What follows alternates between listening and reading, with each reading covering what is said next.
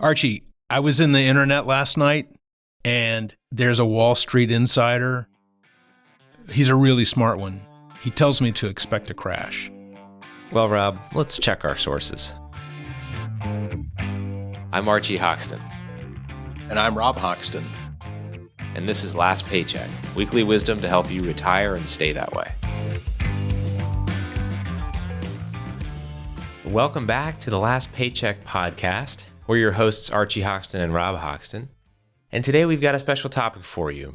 Today we're going to talk about navigating financial media.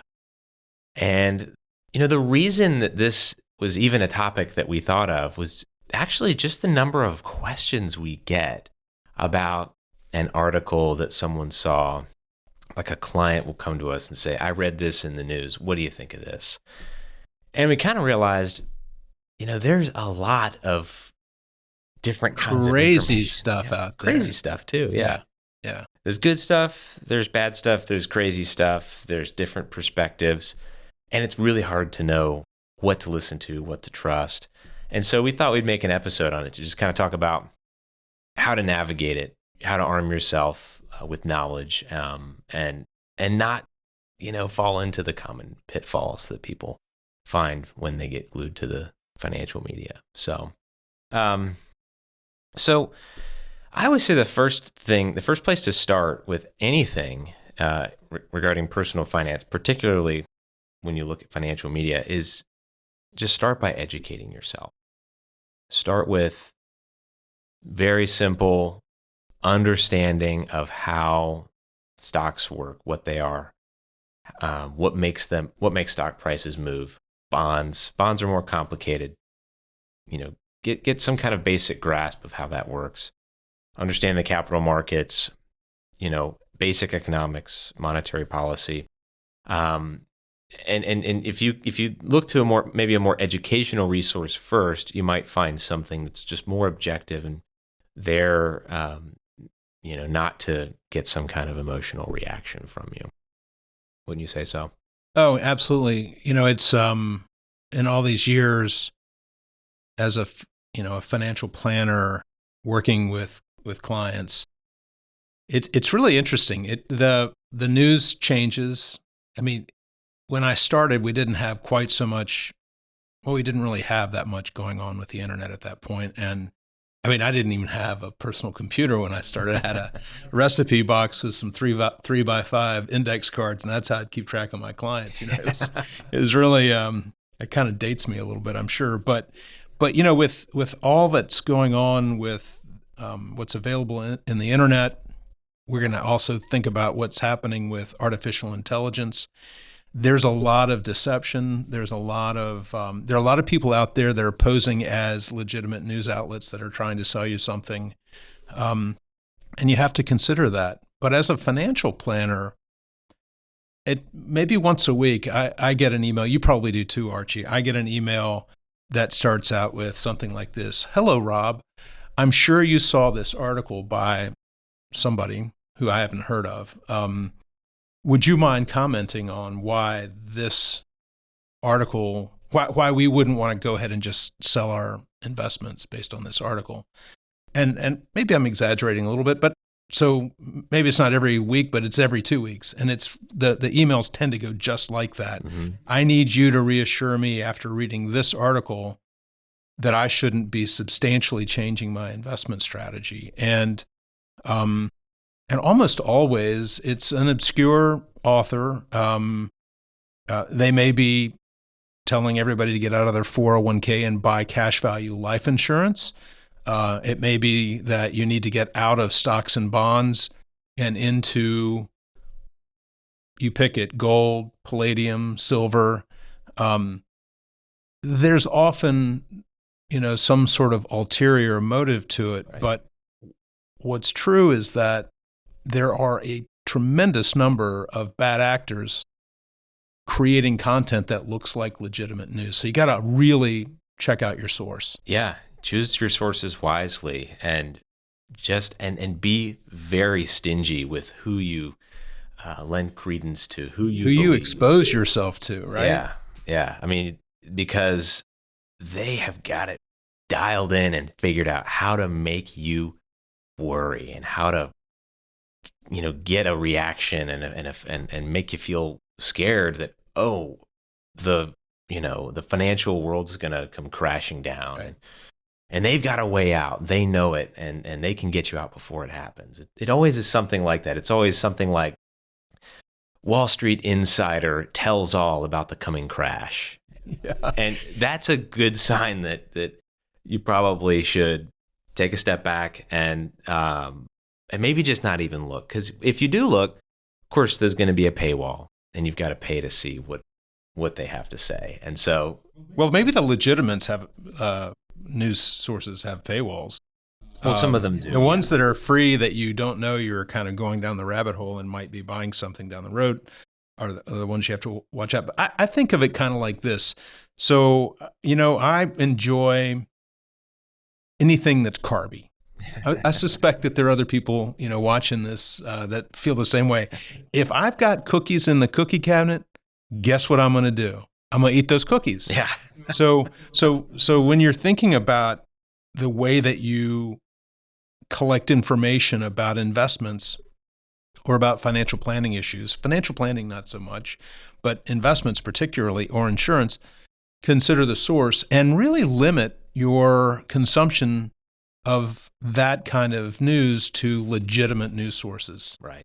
Because I see it so often. People go down these rabbit holes and they end up making really horrible decisions financially that impact their future, financial stability based upon the emotion that gets ginned up by reading this information. And what's true about social media is if you read something that's not helpful and you read it for long enough, they're going to keep serving it up to you. Yeah. Facebook and Instagram and all of these social media sources are going to say, oh, you like this fraudulent news? Well, we're going to give you a lot of it to read. And then all of a sudden, because it's all you're consuming, it becomes legitimate in your mind. So very dangerous. Yeah, the algorithm can kind of create like if you're reacting to and lingering on kind of financial doomsday, and you're in Instagram or TikTok or YouTube or, Snapchat or whatever else, that algorithm is going to keep feeding it to you. And then all of a sudden, if you're on there an hour a day, for an hour a day, all you're hearing about is the end is coming, the recession, the big crash is coming. And then you're getting ads for, people telling you about the product that they're selling that can protect you from it, which it starts out with, here, buy gold. Yeah. And then before you know it, it's like this company sells 90 days worth of food rations that come in a plastic container. So if the world ends, you can at least stick around for 90 days and watch everyone else die. And then from there, it's like guns and ammo. And I mean, these are all, we shouldn't say that there aren't bad things going on in the world that can negatively impact the financial markets and an economy, because there certainly are. Right. But you need to make sure that you're getting your data and your news from a legitimate source. And with the political world that we live in now, so many people are suspect of the traditional media sources, right? Right. So let's talk about, Archie, what do you read? I mean, and how are you picking it? Yeah. I get most of my financial content from the Wall Street Journal. There's anywhere you get news, it's written by a person, and that person holds certain beliefs, and certain political leanings. So regardless of the source, you do have to take everything with a grain of salt and practice looking at things that are just looking at data, looking at, okay, what happened in the markets? Okay. Triangulate that information. And you can get it. And the Wall Street Journal provides you with data, which is, that's part of why I like to look at that. And it also provides commentary and journalism. And so it is a good source There's opinion, take that or leave it, whatever you want to do with that. But if you're focusing on the data and the factual reporting, hey, here's what's going on, then you can kind of chart a better course.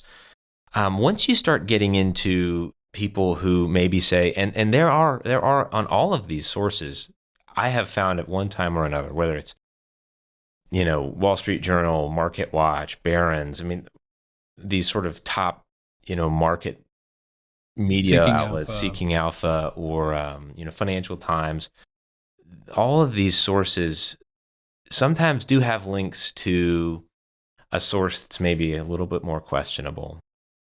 When someone's claiming to have some kind of secret knowledge, that they got from being a Wall Street person, an insider, and so they predicted, the 2008 financial crisis. They predicted the last 5 recessions or whatever. That's suspect. And anytime I see that, but that's where you got to be careful, because they are connected with some of the legitimate sources too. So these legitimate sources, which tend to be your traditional media outlets, and I know there are people listening there going, well, we can't trust any of the traditional media. Well, you can trust it, but verify. But in most cases, despite the fact that they may have a political leaning, there is some editorial oversight that goes on. There is some, as an institution, they do want to make sure that they're not putting trash out there or stuff that is misleading. And so it's not just some dude in his mom's basement banging away on a keyboard making stuff up, right, to scare you. So there are there's some sort of framework for legitimacy there. And we should also say that we subscribe and listen and read these sources. We're not endorsing any of them. We're not getting paid to talk about them. We're just saying that you have to be really careful about where you get your information. Well, and the numbers, you can get the numbers from these sources, and numbers are numbers, right? They don't lie. If Apple had X return throughout the trading day, that's what happened. And then if you can boil it down to data, you can really kind of form your own opinions. And that's where educating yourself is key in this, because it gives you a better nose for, the BS, because, that's not right. That sounds, kind of deceptive. But it also allows you to form your own opinions just from the raw information out there that companies provide, that ratings agencies provide, that the stock exchanges provide. So you can take that raw data and you can actually do something with it. Well, one of the things that we see a lot is, and like I got an email a couple of weeks ago from a client who said, hey, do you agree with Jamie Dimon's opinion? Well, Jamie Dimon is a CEO of JP Morgan, one of the largest banks in the world, and he's pretty outspoken. It's really difficult to know from the internet what he's saying and what people are saying he's saying. Right. So yeah, I would guess that I know he's a pretty smart guy, very smart guy, and I would guess that I might agree with many of the things that he might believe, but I can't tell whether he's saying it or not. I know that there was a lot of talk about, and this has been verified, that he was projecting that in 10 or 12 years from now, if we don't get a handle on our debt as a country, that there's going to be disruption as a result of that. That is a legitimate news source. Client asked me that question, and I said, absolutely, I agree with it. That's maybe 10 years into the future, but it's something to keep an eye on. So sometimes there is legitimate information out there. Sometimes there are legitimate people who are quoted, and then sometimes they're misquoted. Right, for some other reason. Well, and two, I mean, he's been a highly successful person. He's in the world of banking and finance, and although he's just a man, right? I think a lot of times people look at someone who's kind of at the top of the finance world and think, well, they must be right. That's not necessarily true, though. It's an opinion that he has. It's a very well-formed opinion. But there are others who have very well-formed opinions who would disagree with him, that maybe don't have the same platform or clout that he does. One example would be, Tim Buckley, CEO of Vanguard, one of the largest asset managers in the world. He tends to be more of a bullish kind of guy. He tends to be more positive and to take a long-term view. Whereas Jamie Dimon, I find from his opinions, he tends to be a little bit more bearish, especially lately. Meaning he takes sort of anticipating the markets to perform poorly. And that changes as new information comes out. But you'll find that people who have the same access to information, the same level of expertise, maybe don't have the same platform. And maybe it's not as exciting. And so you might not hear about it. But so it's important to take that with a grain of salt, that we're all just people. And as they say, the experts have predicted 9 out of the last 5 recessions. So people can be wrong. 2023 was an excellent example of that. Right. Almost all of the economists said we would have a recession. Yeah, and we didn't. We had a pretty darn good year for stocks and also for bonds. So that's, again, it's educate yourself. Take everything with a grain of salt. Consider whether there's some other motive behind this article. Are they trying to make you fearful so that they can financially gain something from that? And take it slow. And I always say, give yourself a break from media from time to time and just go enjoy the important things in life. So, well, that just about wraps it up, unless you have anything else to add. Nope, no, I don't. All right. Well, thanks for joining us today. Remember to like and subscribe, share with your family and friends. And if you have questions or thoughts, we'd love to hear from you. Leave us a comment, and we'll be in touch with you. So have a great one, and we'll see you next time. You've been watching Last Paycheck, weekly wisdom to help you retire and stay that way. If you like this show, be sure to hit like and subscribe. Last Paycheck is available anywhere you get your podcasts.